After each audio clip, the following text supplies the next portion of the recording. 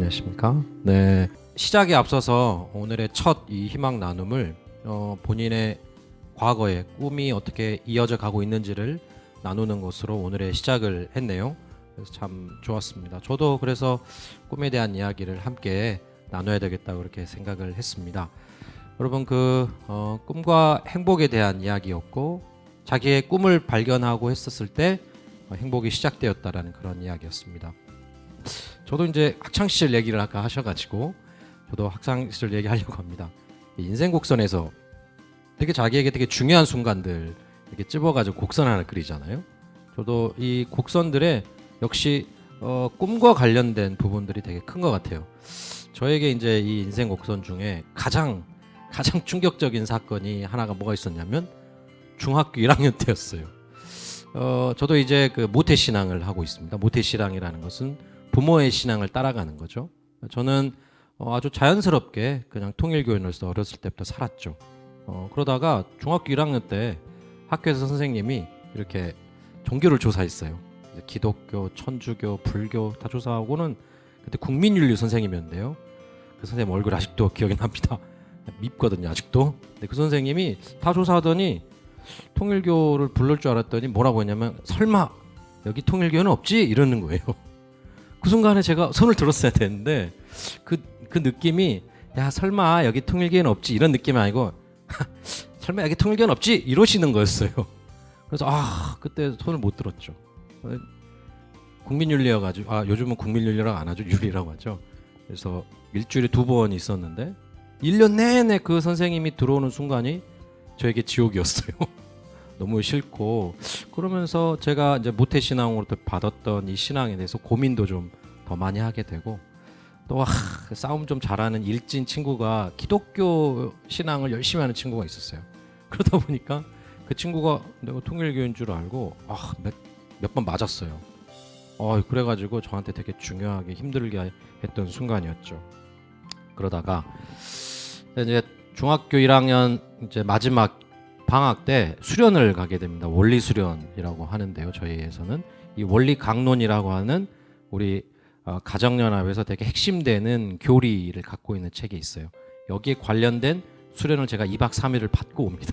네, 물론 저에게도 그 모태신앙으로서 갖고 있는 기본 신앙심은 있었지만 이때 진짜 제일 처음으로 내가 처음 받아들이게 되었던 부모님으로부터 이 신앙에 대해서 진지하게 고민을 했던 것 같습니다. 그래서 많은 부분들이 어렵기도 했지만 딱 하나는 저 나름의 언어로 좀 고민이 정리된 게 있었어요. 그거를 좋은 세상, 지상천국이라는 표현이 있었지만 저에게는 이 좋은 세상을 좋게 더 행복하게 만드는 목표를 갖고 있구나 우리 교회가. 그런 생각을 제가 좀 하게 됐습니다. 그래서 그런 면에서 참 좋겠다라고 해서 저 스스로가 내가 저 좋은 세상 만들기에 나의 육신의 엄마 아빠처럼 열심히 나도 살아가 봐야지라고 하는 목표가 인생의 큰 방향이 이렇게 좀 생긴 것 같아요. 그 다음부터 그 다음 해에 학교를 가고 그 국민 선생님, 윤리 선생님을 만나고 일진 친구를 만났을 때 그 괴롭힘도 계속 있었고 그 선생님의 그 눈빛 그것도 계속 있었고 그랬지만 물론 저도 이제 처음에 바로 제가 사실 통일교인이었어요 얘기를 했었어요. 그때서야 그랬더니 그 선생님이 엄청 당황해 하더라고요. 자기 스스로가 특정 종교에 대해서 안 좋게 얘기해서 학생이 상처받게 한 게 좀 안 좋잖아요. 그리고 이제 싸움 잘하는 친구한테는 뭐 계속 맞았지만 어쩔 수는 없었지만 딱 하나는 바뀔 수가 있었습니다. 그 선생님을 대하거나 또 싸움을 잘하는 친구한테 맞았을 때 신기하게도 저 스스로가 뭐라고 할까 친구한테 맞았을 때는 신앙이 좀 더 강화된 느낌이었고요. 선생님을 만났을 때는 약간의 통쾌함도 있고. 근데 사실은 그대로죠. 그 선생님이 통일교를 안 좋게 생각하는 것, 내 친구가 나에게 계속 괴롭히는 것, 그 상황은 그대로 있지만 제가 제 삶에 제가 믿고 있는 종교를 중심으로 저의 꿈을 생각하게 되니까 그 상황은 그대로 있는데 이걸 대하는 저가 바뀌어가지고 여기에 대한 해석이 되게 저 스스로를 바꾸게 하고 오히려 도움이 되는. 그러니까 그 전에는 똑같은 사실로 불행했었는데 이 이후부터는 똑같은 사실로 조금 행복해졌죠. 역시 여러분, 그래서 이 세계관이라고 하는 것, 세계를 어떤 시선으로 바라보고 있느냐를 뜻하는 이 세계관이라는 게 정말 중요한 것 같습니다. 이 세계관은 역시 세상을 바라보는 안경이죠. 색안경을 쓰면 빨갛게 보이는 거고, 어떤 사람은 막 그 공산주의자들은 빨간 안경을 써가지고 사람을 평가할 때 물리적인 것, 물질적인 것 이렇게 바라보는 사람도 있고, 또 종교인들은 모든 걸 다 하나님의 역사로 해석하기도 하고요. 시련을 주는 것도 다 하나님의 역사라고 다 해석하는 그런 것들이 이제 세계관이잖아요. 그래서 이 세계관이 정말 중요한데, 이 세계관은 현상은 그대로지만 똑같은 현상에 대해서 어떤 각도로 이렇게 각도, 이렇게 각도, 이렇게 각도 다 다르잖아요. 그렇게 바라보는 인식을 다르게 할 수 있는 것이 이 세계관의 특징이라 볼 수 있죠. 그래서 이 오늘 그 새로운 우리 강진원 목사님께서 또 말씀하셨지만 현상을 바라보는 데 있어서 이 꿈과 목표라고 하는 세계관을 가져보자는 거죠. 그런 것들이 좀 달라질 수 있게 만들 것 같습니다. 그래서 똑같이 하게 되겠지만 여기에 있었던 이게 이제 대한민국에서 한국의 전통 집에 올라갈 때 좀 높으니까 디딤돌로 이렇게 둔 똑같은 돌이지만 걸림돌이냐 디딤돌이냐 우리가 이야기 잘 하실 거예요. 등산을 할 때도 가파른데 오히려 풀만 있으면 미끄러워서 못 올라갈 겁니다. 거기 솟아 있는 디딤돌과 같은 바위를 딛고 올라가게 되죠. 또 유명한 거 있지 않습니까? 이 물이 절반이 차 있느냐 절반씩이나 차 있느냐, 이걸 가름하는 거는 내가 얼마나 목이 마르느냐. 목이 진짜 마른 사람은 절반만 차 있어도 너무 감사할 거고, 또 오래 들고 있으면 이 한 잔이 점점 무거워지잖아요. 그렇지 않습니까? 맨 처음에 이 반잔이 얼마나 가볍겠어요. 근데 1시간 돌고 있고 2시간 들어있으면 되게 무거운 물병이 될 겁니다. 그래서 결국 이렇게 현상을 바라보는 나의 시선, 세계관은 너무 중요한 것 같습니다. 그래서 우리가 어쩔 수 없이 대하게 되는 나에게 괴로움을 주는 많은 상황들이 있잖아요. 또 통일교 맞아? 통일교 없지라고 했던 누군가에 줬던 것, 내가 지금 선택할 수 없는 저에게 갑자기 닥친 이런 시련, 아픔, 괴로움, 화, 절망감 막 이런 것들이 있을 겁니다. 근데 그런 것들을 대할 때 꿈이나 목표라고 하는 안경으로 오히려 그것을 바라볼 수 있었으면 좋겠다는 걸 이야기하고 싶었습니다. 그런 데 있어서 대표적으로 우리 한학자 참 어머님께서는 자서전에서 이렇게 얘기를 하시죠. 청춘 시절에는 유혹도 많고 고민도 많고 욕구도 정말 많습니다. 그것을 이기는 방법은 뜻을 세우는 겁니다. 청춘 시절의 뜻은 매우 중요합니다. 또한 그 젊음에 오러가지 않는다는 것도 알아야 합니다. 가슴 뛰는 꿈을 향해 자신의 청춘을 아무런 미련 없이 한번 완전히 바칠 수 있는 그런 꿈을, 뜻을 세우는 게 중요하다고 표현하시고, 마찬가지로 참 아버님, 우리 문선명 참 아버님께서 하셨던 자서전 속의 당신의 제안도 뜻을 세운다는 것은 자기가 살아갈 삶의 의미를 정하는 것입니다. 세계적인 축구 선수가 되려면 피눈물 나는 훈련을 해야 합니다.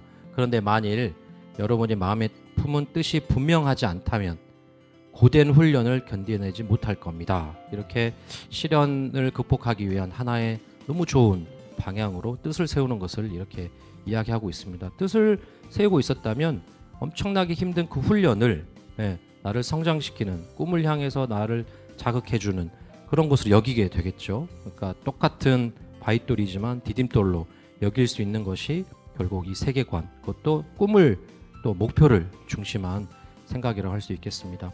이 두 분의 이런 이야기는 당신들의 삶에 대한 고백에도 정말 잘 나타납니다. 본인도 이런 참 부모로서 인류를 구원하기 위해서 목표를 세우고 열심히 살아오신 가운데 사이비 종교라는 몰 이해도 있고 그런 어려움들이 계속 있었죠. 어렸을 때부터도요. 그 상황에서 여기에서 보시는 것처럼 나 역시 감당하기 어려운 고초를 매일 겪었습니다. 온갖 시험과 고난이 소용돌이치는 차가운 현실 앞에 나는 거친 바다에 떠있는 작은 돛담배와 같았습니다. 이런 시련 속에서도 그러나 나는 내 소명을 알았기에 기도로서 그 고난을 이겨냈습니다. 라고 스스로가 그 힘들고 어려운 순간들을 거쳐냈던 이야기도 하셨고요. 우리 참 아버님께서도 이렇게 표현을, 스스로를 이렇게 고백을 하셨습니다. 나 자신도 때때로 앞이 캄캄한 장벽에 부딪힐 때가 많았습니다. 되게 인간적인 표현이죠. 그럴 적마다 하나님은 죽지 않았다고 하시던 그 음성이 나의 뼈골에 아직 남아있는 것을 여러분은 모를 것입니다. 그분이 갖고 있었던 그 뜻의 방향은 뭐였냐면 나를 불러주신 하나님이 서글프다. 우리 참 아버님께서 만났던 신 하나님은 슬픈 사람이라는 겁니다. 슬프고 괴롭고 안타까운 사정이 있으니까, 왜냐하면 인류가 아프니까 인류의 부모라고 여겨지는 하나님이 기쁘고 행복할 수가 없죠. 자식들이 힘든데요. 그래서 그 서러운 서글픈 사정을 위로해주고 하고 싶었던 게 이분의 이제 꿈이었죠. 그래서 힘들고 어려운 순간들을 이렇게 인내하게 되고 극복할 수 있는 당신이 세웠던 뜻, 꿈이 이렇게 있습니다. 그래서 꿈과 목표로 그걸 세웠을 때 현실을 극복하게 하는, 또 행복이라는 것을 선택하게 하는, 똑같은 현상 속에서 행복을 향해서 이렇게 마음을 먹을 수 있게 하는 큰 힘이 이 꿈과 목표라고 하는 세계관으로 나의 많은 것들을 대하는 것, 이렇게 좀 볼 수 있을 것이고, 그런데 이제 여기서 고민이 있죠. 저에게는 아직 꿈이 없어요. 그분을 위한 작은 팁을 하나 드려봅니다. 누가 꿈을 물어보면 자꾸 시대가 직장이라는 것을 자꾸 얘기하게 합니다. 그런데 직장보다는 우리가 언젠가 제가 희망 나눔에도 제안 드렸던 것처럼 명사가 아니라 봉사를 한번 생각해 보시는 게 어떨까 싶습니다. 저도 돌이켜보면 목사라는 꿈을 꾼 적은 없고요. 또 그런 직업적인 꿈이 되게 뚜렷했다고 생각되어지진 않습니다. 그 중학교 1학년 겨울방학 때 했었던 내용처럼 세상을 조금 행복하게 만들어야지 라고 하는 동사를 생각했던 것처럼 선생님보다 남을 가르치는 것, 이런 식으로, 또 의사보다 남의 어떤 사람의 아픔을 치료해 주는 사람, 이런 것처럼 동사로 한번 만드는 것부터 시작해 보시면 어떨까 싶습니다. 여러분들의 꿈이 여러분들의 현실, 또 여러분들의 어려움들을 이겨내는 행복을 선택하게 하는 좋은 안경이 되기를 바라도록 하겠습니다. 감사합니다.